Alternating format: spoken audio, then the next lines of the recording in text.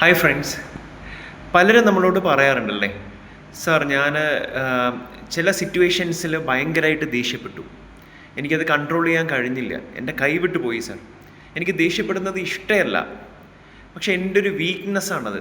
ഞാൻ ചില സിറ്റുവേഷനിൽ എനിക്കിഷ്ടമില്ലാത്ത ആൾക്കാർ പറയുമ്പോൾ, അല്ലെങ്കിൽ ഞാൻ ചുമ്മാ ഇരിക്കുമ്പോൾ എന്നെ വന്ന് ഇങ്ങനെ ബുദ്ധിമുട്ടിക്കുമ്പോൾ ഞാൻ ദേഷ്യപ്പെടുന്നതാണ് സാർ. അപ്പോൾ എൻ്റെ വീക്ക്നെസ് എങ്ങനെ മാറ്റാം എന്ന് പലരും ചോദിക്കാറുണ്ട്. അപ്പോൾ നമ്മൾ മനസ്സിലാക്കേണ്ട കാര്യം എന്താ അറിയോ, ഈ ആങ്കർ അല്ലെങ്കിൽ ദേഷ്യം എന്ന് പറയുന്നത് ഒരിക്കലും നമ്മുടെ വീക്ക്നെസ് അല്ല. അതൊരു നല്ല കാര്യമാണ് എൻ്റെ അഭിപ്രായത്തിൽ. അത് നമ്മുടെ ഒരു മെൻ്റൽ ഒരു ഓവർ ആക്ടിവിറ്റി എന്ന് വേണമെങ്കിൽ നമുക്ക് പറയാം, അല്ലേ? കാരണം ഒരു സിറ്റുവേഷൻ നമുക്ക് പറ്റാത്തത് വരുമ്പോൾ നമ്മളെ സേവ് ചെയ്യാൻ ഉപയോഗിക്കുന്ന ദൈവം തന്നിട്ടുള്ളൊരു കാര്യം തന്നെയാണ്, അല്ലെങ്കിൽ നമുക്ക് ദേഷ്യപ്പെടേണ്ട ആവശ്യമില്ലല്ലോ. പക്ഷെ എപ്പോഴും ദേഷ്യപ്പെടുന്നത് തെറ്റാണോ ചോദിച്ചാൽ തെറ്റല്ല. നമ്മൾ ചില സിറ്റുവേഷൻസിൽ ഇന്നത്തെ സമൂഹത്തിൽ ദേഷ്യപ്പെട്ടേ പറ്റൂ, കാരണം അങ്ങനെയുള്ള ആൾക്കാരാണ് നമ്മുടെ ചുറ്റും നടക്കുന്നത്, അല്ലേ? അപ്പോൾ എങ്ങനെ ദേഷ്യപ്പെടണം എന്നാണ് ഇന്നത്തെ നമ്മുടെ ടോപ്പിക്ക്. നോക്കൂ, ഒരാൾ നമുക്ക് ഇഷ്ടമില്ലാത്ത കാര്യം പറഞ്ഞു, നമ്മൾ അയാളോട് സംസാരിച്ചുകൊണ്ടിരിക്കുകയാണ്, നമുക്ക് പെട്ടെന്ന് ദേഷ്യം വരുന്നുണ്ടെന്ന് വിചാരിക്കും. അപ്പം നമുക്ക് രണ്ട് രീതിയിൽ അത് ചെയ്യാം, അല്ലേ?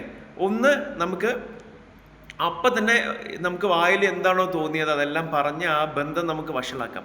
അതിനെ നമ്മൾ റിയാക്ട് ചെയ്യുക എന്നാണ് പറയുക.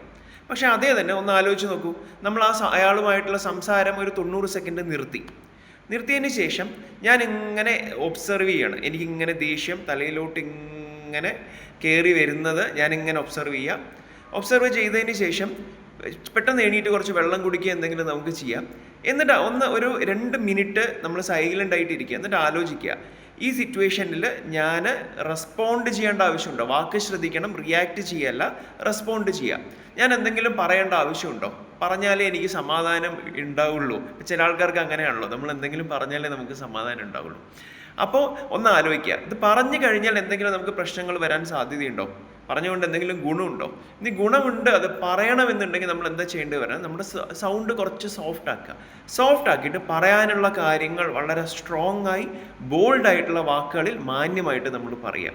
അങ്ങനെയാണ് ദേഷ്യത്തിന് നമ്മൾ റിയാക്ട് ചെയ്യേണ്ടത്. ഒരു പോലീസുകാരനോട് ദേഷ്യപ്പെടരുത് എന്ന് പറഞ്ഞാൽ പറ്റുമോ? പക്ഷെ ദേഷ്യപ്പെടുമ്പോൾ അയാൾ ഉള്ളിൽ ആ ദേഷ്യത്തിൻ്റെ നെഗറ്റീവ്നെസ് അനുഭവിക്കരുത്. ഉള്ളിൽ ചിരിച്ചുകൊണ്ട് നമുക്ക് പുറത്ത് ദേഷ്യം അഭിനയിക്കാൻ പറ്റണം. Thank you so much. By.